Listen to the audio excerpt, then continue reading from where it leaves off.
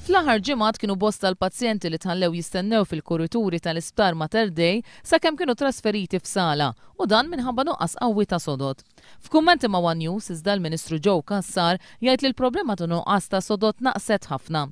Tajjeb jiena meta kellna il-problema tas-sodod u issa naqset sostanzjalment. Dejjem anzi użajt naqset sostanzjalment. Din il-ġimgħa One News vela stejjer ta' nies li kienu qed jistennew il-pillola warfarina li traqqa id-dem għaliex kienet out of stock. Il-menti simili xandru wkoll fuq l-istazzjon tal-Partit Nazzjonalista, Radio 101.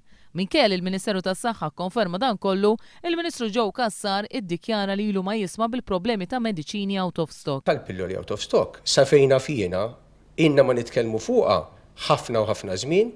L-kummenti tiegħu ma' dan l-istazzjon, il-Ministru Cassar ikkritika b'mod qawwi ħafna rapporti preżentat lill-Parlament Ewropew li fil-qasam tas-saħħa boġġa lil Malta fis-26 posta klassifika minn 34 pajjiż.